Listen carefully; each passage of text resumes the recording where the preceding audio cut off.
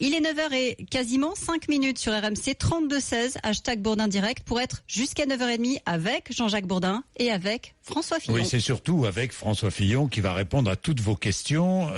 Auditrices, auditeurs d'RMC, n'hésitez pas à vous appeler. Elles sont très nombreuses, j'en ai plein sous les yeux. Mais la première question aura un rapport avec le journal de Raphaël à Hayange, en Moselle. Le maire, Front National, Fabien Engelmann, veut fermer le local du Secours populaire, estimant que le Secours populaire vient trop en aide aux migrants. Les masques tombent, quoi. C'est-à-dire que ce qu'on savait, c'est que le Front National est un parti sectaire. Alors, aux élections municipales, ils essayent de donner l'image d'une façade qui soit policée et plus ouverte. Et puis, il y a toujours un moment où les masques tombent. Le Secours populaire, le Secours catholique, toutes ces associations jouent un rôle fondamental pour la solidarité. Et il faut évidemment les aider. J'ai beaucoup de questions avant de prendre les premières questions d'auditeurs. J'en ai beaucoup qui sont arrivés sur le net. François Fillon, je vous les livre. Monsieur Fillon, votre trahison en pactisant avec Monsieur Jouyet pour nuire à Monsieur Sarkozy, en êtes-vous fier? Votre plainte en justice a fait pchit, car Monsieur Jouyet a reconnu votre forfait. À quel titre vous permettez-vous de donner des leçons d'honnêteté après cet épisode ravageur? Ça, c'est évidemment le discours de partisans de Nicolas Sarkozy qui répète sans arrêt les mêmes choses. Le tribunal a reconnu que j'avais été qu'il y avait diffamation à mon égard. Il a ensuite pris une décision juridique baroque pour ne pas sanctionner le secrétaire général de l'Élysée. Je n'ai jamais abordé avec le secrétaire général de l'Élysée des questions touchant à la justice. Et j'ai quelque chose qui me permet de l'affirmer, c'est que moi, mon nom n'a jamais été cité en 35 ans de vie politique dans quelque affaire que ce soit. Jamais. C'est peut-être pas un hasard. Plus de 80% des Français sont favorables au principe du référendum d'initiative citoyenne. Certains affirment qu'il est la seule garantie à 100% que les promesses électorales soient tenues ou sinon soumises à référendum par des citoyens estimant bénéfique et urgent de leur faire donner force de loi. Alors, quelle est votre position sur ce référendum? Je partage cette idée. Je pense qu'il faut organiser les choses dans un pays qui n'est pas habitué au référendum et qui souvent répond à des questions qui ne sont pas posées. Et moi, je vais en organiser un tout de suite si je suis élu président de la République. Je vais en organiser un sitôt après les élections, en septembre, pour poser aux Français 2 questions, leur demander s'ils acceptent qu'on inscrive dans la Constitution de la République française le principe d'égalité des régimes sociaux. Voilà, si ce principe était gravé dans le marbre, eh bien, cela obligerait à la convergence des régimes du public et du privé. Et je propose de poser une 2e question sur la réduction du nombre de parlementaires. Donc oui, je veux utiliser cet instrument du référendum. Alors, est-ce que vous vous engagez à avoir un gouvernement avec de nouvelles têtes, plus jeunes? Alors, je veux un gouvernement d'abord de 15 ministres, pas un de plus. Pas un de plus. Pas un de plus, et pas de secrétaire d'État, un gouvernement de 15 ministres. Parce que j'en ai fait l'expérience, les équipes pléthoriques, c'est un drame pour l'autorité du Premier ministre, du Président de la République et le fonctionnement de l'État. Deuxièmement, je veux des ministres qui auraient une caractéristique très originale, je voudrais qu'ils soient compétents. Donc la question, c'est pas de savoir s'ils sont jeunes ou pas jeunes, la question c'est de savoir s'ils sont compétents. Pourquoi les autres, ils n'étaient pas compétents dans vos gouvernements? Je pense qu'il y a une dérive qui s'est installée dans le système depuis maintenant un certain nombre d'années. C'est-à-dire qu'aujourd'hui, un président de la République choisit des ministres incompétents. Il y a beaucoup de ministres qui sont des ministres jeunes, qui sont là pour l'image et qui n'ont pas ce que j'appelle l'autorité personnelle, l'autorité morale. C'est des gens très intelligents avec des capacités, mais qui n'ont pas l'autorité morale, l'autorité personnelle pour s'imposer à l'administration, aux personnes dont ils ont la responsabilité. Donc moi, je voudrais des ministres compétents. Ça veut dire quoi? Ça veut dire des poids lourds politiques ou des personnalités de la société civile qui ont, par leur réussite professionnelle, cette autorité morale. Donc oui, moi je veux qu'il y ait dans ces 15 ministres des hommes et des femmes qui viennent de l'extérieur et qui aient réussi.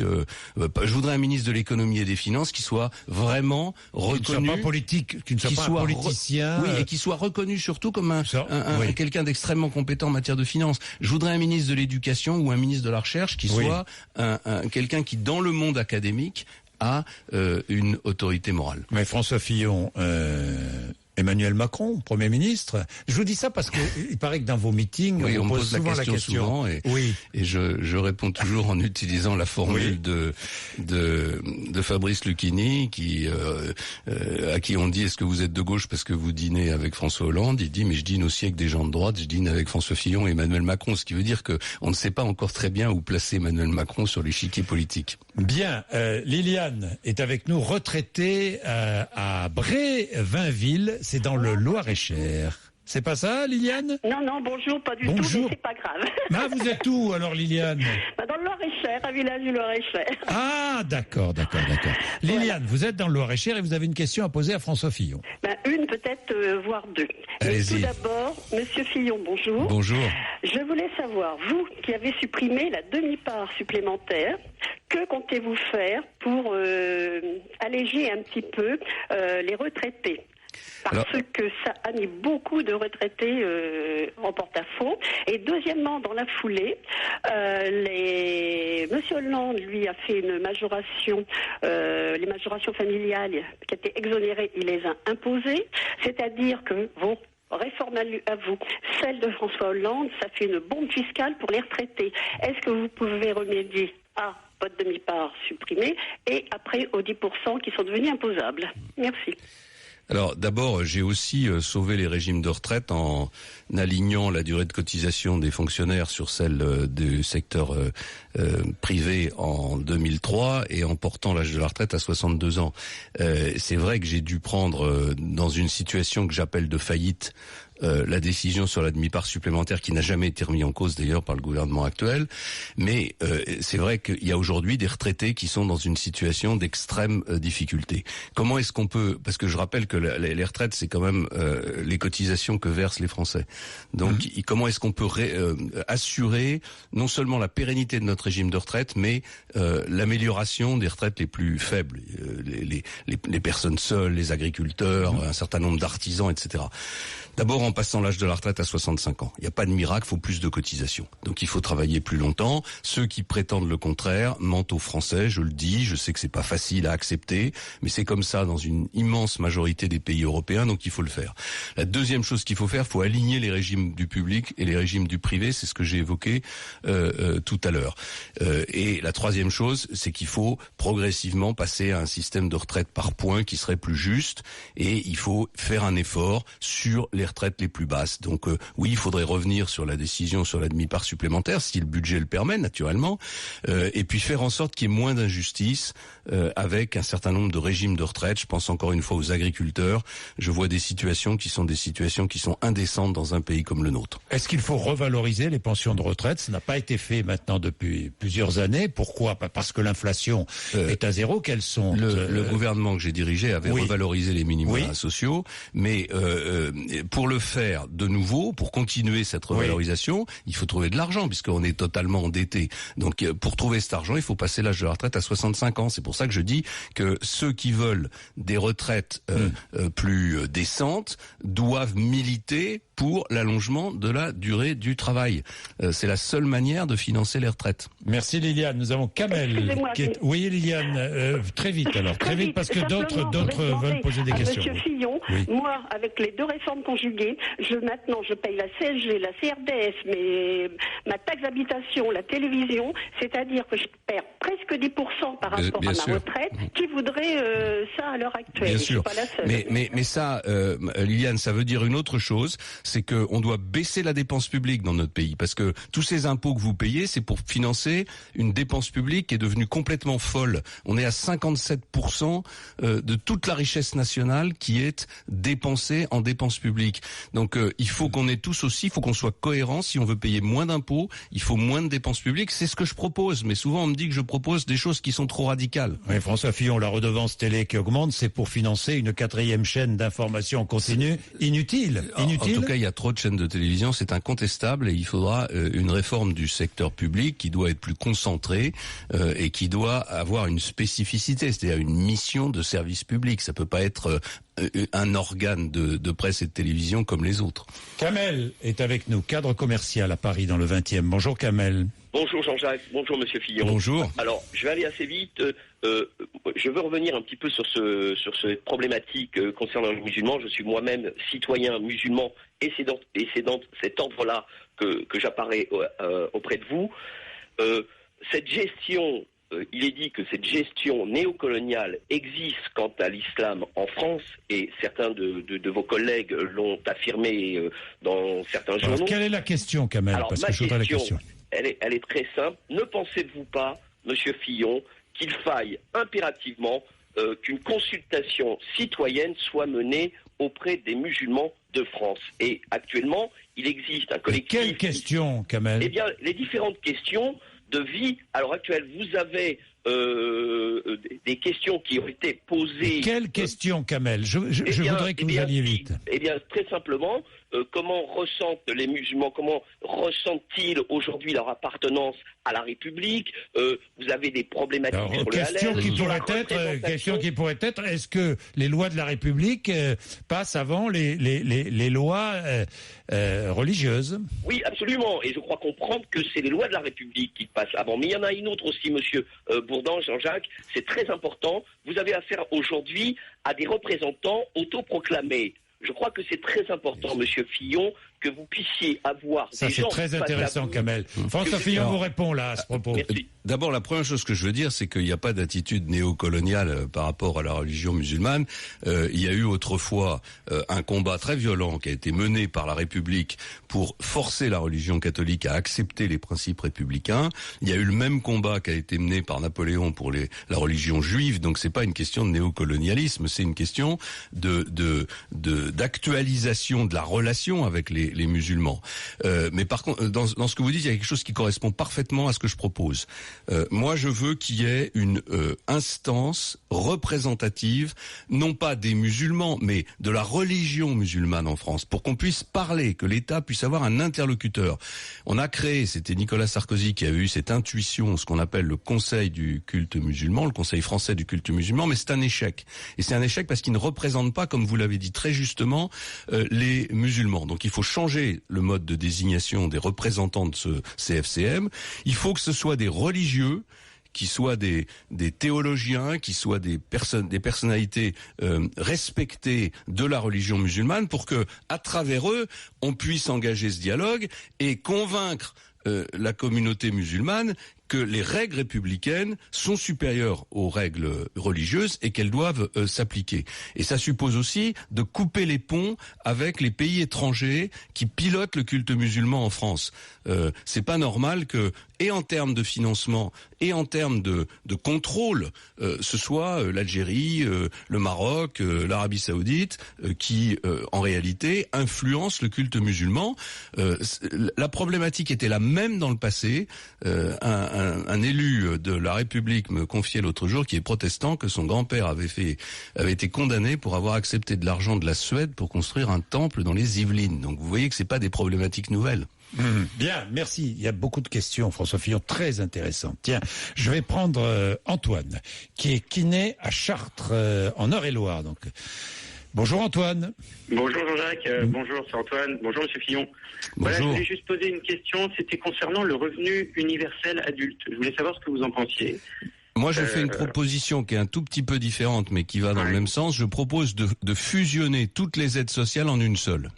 Oui. Est-ce que vous pensez que les allocations chômage pourraient rentrer aussi dans ce cadre-là? Non, parce que je pense que l'allocation chômage doit rester une assurance financée par les entreprises et les salariés.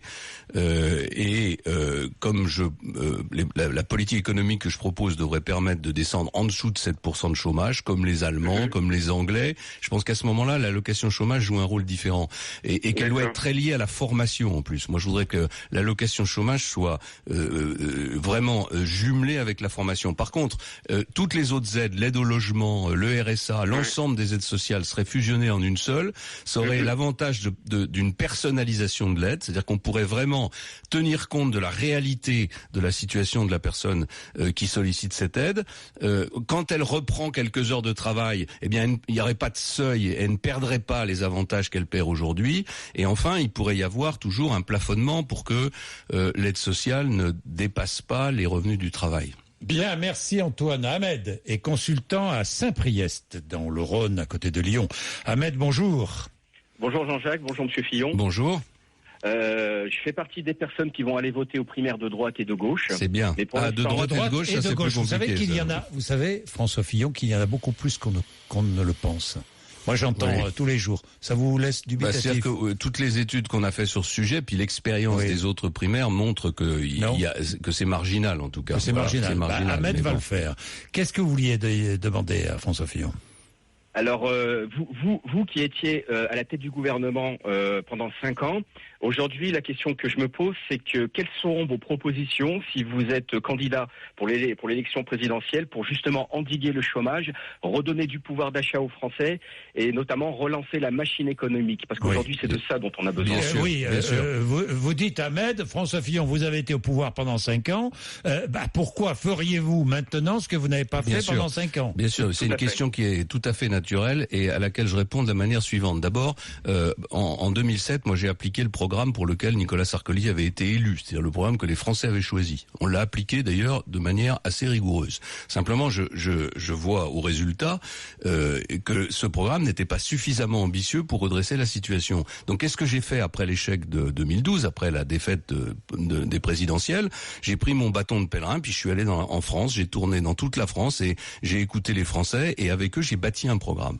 Et ce programme, il est radical parce que pour relancer la machine économique, la France a besoin aujourd'hui d'un vrai choc économique et social. Donc qu'est-ce que je propose? Je propose de réformer le marché du travail, de laisser une plus grande liberté aux entreprises pour négocier avec leurs salariés le temps de travail. Je propose une réforme fiscale révolutionnaire en ce qui concerne les investissements parce que la France a besoin d'investissements. Je propose de généraliser l'apprentissage et l'alternance et de baisser la dépense publique pour baisser les charges qui pèsent sur les entreprises et sur les salariés. Et si on arrive à pratiquer ce choc, d'ailleurs il y a plusieurs économistes récemment qui ont dit, au fond le programme de Fillon il est difficile à mettre en œuvre, mais s'il le met en œuvre, alors on se trouvera grosso modo dans la situation de compétitivité de l'Allemagne au bout du quinquennat.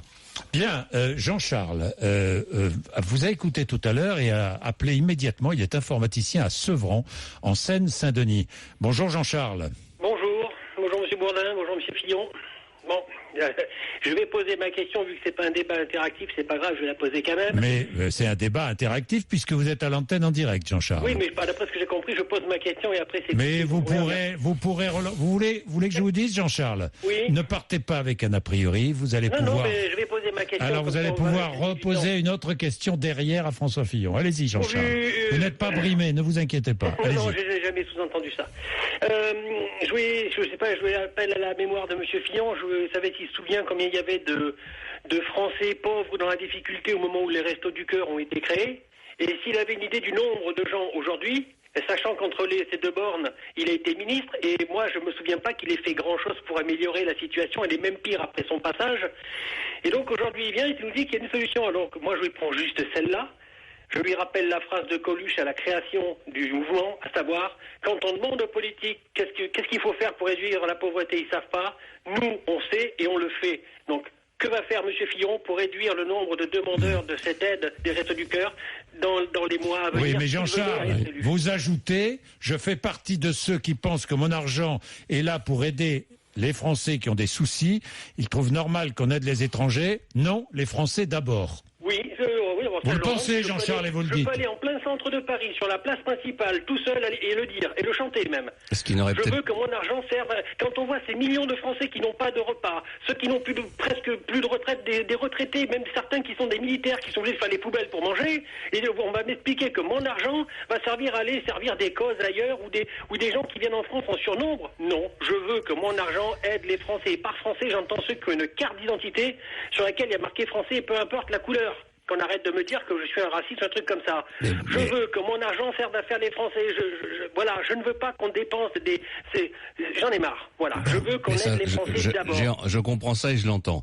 La première chose que je veux dire, c'est que nous sommes le pays au monde, en tout cas dans les grands pays développés, qui consacre le plus d'argent à la lutte contre la pauvreté, puisque nous sommes le pays dont la redistribution sociale est la plus importante. Donc ça marche pas. Vous avez raison de le dire, ça marche pas. Je fais le constat de l'échec de cette redistribution sociale depuis 20 ans. Et je dis, si on arrêtait de dire qu'on va donner de l'argent pour lutter contre la pauvreté, alors que cette pauvreté, sa cause, c'est le chômage et c'est l'absence d'activité économique dans notre pays, changeons de logique et faisons redémarrer notre économie. Acceptons comment? En baissant les charges, en baissant les charges, en donnant plus. Vous enlevez de France tous ces travailleurs détachés, ça c'est 380 Alors ça, mais bien sûr, mais ça on peut le faire. D'ailleurs, vous pourriez le faire, mais vous ne l'avez pas fait. Vous auriez pu le faire. C'est d'ailleurs assez étonnant. Attendez, pardon, mais votre colère contre la pauvreté, dialogue, mais pas votre monologue, colère contre la pauvreté est paradoxale au moment où vous voulez qu'on mette dehors des gens qui aussi sont des gens malheureux et qui sont venus chercher du travail en Europe. Et donc c'est la raison pour laquelle Vous êtes Premier ministre de quel pays ? De la Pologne, de l'Ukraine? Non, je suis européen aussi, monsieur. Je suis européen aussi, monsieur. Et vous faisiez allusion tout à l'heure à Coluche, pardon, mais il doit se retourner dans sa tombe. Il doit se retourner dans sa tombe en entendant ce que vous dites. Donc il y a quand même un minimum d'humanité à avoir. Il y a quand même un minimum d'humanité à avoir. On a voulu créer l'Europe, on a voulu aider l'ensemble des pays européens à se développer pour créer un marché qui soit capable de nous donner de la puissance. La question est de savoir si on continue ou si on arrête, si on se renferme sur nous-mêmes. Si vous pensez qu'un pays qui a 2200 milliards de dettes va réussir à lutter contre la pauvreté avec ses petits moyens, c'est une erreur. Voilà. Jean-Charles, je comprends que le dialogue avec vous n'est pas possible, donc si vous voulez bien, non, il n'est pas possible. Jean-Charles, votre colère. Le plus pourri de la 5e République, et vous dites que vous êtes propre. Oui, monsieur, oui, je le dis, monsieur, et je l'affirme. Bien, merci Jean-Charles, merci. Allez, on va passer à Adrien, on va passer à Alexandre. Dommage que le dialogue soit parfois difficile à établir. Mais la rancœur de Jean, remarquez cette rancœur, vous l'entendez? Je la comprends, mais les solutions qu'il propose sont des solutions qui sont qui ne fonctionnent pas. Ce sont des solutions. On est dans un pays qui est tellement endetté que c'est pas en augmentant encore les transferts sociaux qu'on va s'en sortir. Parce que je rappelle que pour faire ces transferts sociaux, on va emprunter sur les marchés internationaux tous les jours. Jean-Charles vous dit il faut réserver les aides sociales aux Français. Alors je dis qu'il faut limiter l'accès des étrangers au territoire national. C'est pour ça que je propose une politique d'immigration par quota. Chaque année, on vote un quota maximum de titres de papier, d'autorisation d'entrée sur le territoire national, en fonction de notre situation économique, du nombre de logements disponibles, etc. C'est ce que font les Canadiens et c'est ce que commencent à faire les Britanniques. On va prendre Alexandre, qui est commercial à Saint-Maur-des-Fossés dans le Val-de-Marne. Bonjour Alexandre. Bonjour Monsieur Bourdin, bonjour Monsieur Fillon. Bonjour. Tout d'abord, je voulais dire à Monsieur Fillon que vous avez ma voix pour la campagne de la droite et du centre. Je vous en remercie. Et je voulais vous poser une question. Vous avez dit que vous vouliez revenir sur la loi Taubira du mariage pour tous, mais dans quelle mesure ? Voilà, ce que j'ai dit depuis le début de cette affaire, c'est que il n'est pas question de revenir sur le mariage, c'est-à-dire sur la reconnaissance officielle par la République, pas d'abrogation, par la reconnaissance officielle par la République de l'amour homosexuel. Moi, j'étais contre cette réforme, mais je considère qu'aujourd'hui elle a été votée et que revenir dessus, ce serait montrer du doigt, au fond, les homosexuels d'une manière qui est inacceptable. En revanche, la loi sur le mariage pour tous a des conséquences sur la filiation. Et donc moi, ce que je propose, c'est de réécrire le droit de la filiation. Pour introduire dans ce droit de la filiation une notion évidente, c'est qu'un enfant est toujours, quoi qu'il arrive, le fruit d'un père et d'une mère. Et à partir de là, il y a des conséquences. Il y a des conséquences sur l'adoption. Ça veut dire que les couples homosexuels peuvent adopter, mais ils ne peuvent pas ce qu'on appelle pratiquer l'adoption plénière, c'est-à-dire l'adoption où la filiation des parents adoptés se substitue à la filiation naturelle. Ça veut dire qu'on interdit la procréation médicale assistée pour les couples, sauf pour les couples hétérosexuels qui ont des problèmes de fertilité, et ça veut dire évidemment qu'on interdit totalement la gestation pour autrui. La GPA. Bien, j'ai 2 questions encore, puis on vous laisse, François Fillon. Première question, qui est de Fabrice. Votre concurrent à la primaire, Alain Juppé, vous a reproché votre russophilie trop marquée. Un excès de vodka, a-t-il dit en souriant. Craignez-vous de sa part un excès de coca? Pour illustrer par un exemple concret, êtes-vous pour reprendre les négociations sur le traité TAFTA que la France semble vouloir suspendre en l'état? Non, je ne veux pas reprendre ces négociations parce que je considère que tant que les États-Unis continueront d'appliquer la législation américaine aux entreprises européennes en les condamnant à des amendes astronomiques comme la BNP 9 milliards, la Deutsche Bank est en très grande difficulté et qui est aujourd'hui menacée de 12 ou 13 milliards de dollars d'amende. Nous n'avons aucune raison de négocier un traité de libre-échange avec les États-Unis. Et CETA avec le Canada, est-ce qu'il faut le ratifier? Moi, j'ai pas la connaissance du fond de ce traité. Donc, d'ailleurs, c'est bien dommage que les citoyens ne l'aient pas. Absolument. Donc, je me réserve la possibilité, si j'étais élu président de la République, d'expertiser ce traité avant de savoir ce qu'il faut faire avec. Bien, on va terminer avec Adrien qui veut nous parler du Gabon. Adrien qui est là depuis un moment, qui est commercial à Troyes, dans l'Aube. Bonjour Adrien. Oui, bonjour Monsieur Bourdin. Vous avez 28 ans, vous êtes binational franco-gabonais. Quelle question voulez-vous poser? Alors, donc, je vais simplement avoir le point de vue de Monsieur Fillon et qu'est-ce qu'il compte engager par rapport à la situation qui s'est passée au Gabon quand on a vu que Monsieur Mélenchon a pris position. Donc je voulais également voir son point de vue par rapport à cela. Bon, moi je me suis déjà exprimé sur cette affaire gabonaise. Je suis, voilà, le résultat des élections n'est pas satisfaisant. Il y a, en tout cas, la crédibilité de l'élection présidentielle gabonaise pose problème. Il y a des informations contradictoires sur le scrutin, et donc ce que je souhaite, moi, c'est que ces élections soient sincères, soient honnêtes. Alors est-ce qu'il faut il faut revoter? Mais en même temps, revoter. Attendez, en même temps, je ne veux pas que la France se mêle des affaires des États africains. Et je pense que voilà, donc ça veut dire que la France ne peut pas imposer quelque vision que ce soit. C'est la communauté internationale tout entière qui doit faire pression sur le Gabon pour que on sache ce qui s'est passé. Il y a quand même des résultats étranges dans cette élection gabonaise qui laissent peser un doute sur la légitimité du président gabonais d'aujourd'hui. Bien, merci Adrien. Je rappelle à toutes celles et ceux qui ont envie d'aller voter à la primaire de droite que on va pouvoir s'inscrire. Enfin, on va pouvoir, pas moi. Il n'y a pas besoin de s'inscrire. Mais si on est, pas de s'inscrire, mais il faut aller consulter le site internet pour savoir où est le bureau de vote. Mais il suffit d'être inscrit sur les listes électorales pour pouvoir aller voter. Voilà. Et pour voir quel est le site, l'adresse du site. Alors vous pouvez aller sur Fillon 2017. Oui. Voilà. Mais il y a un site sur les primaires aussi. Oui. Bien. Merci François Fillon. Il est 9h31.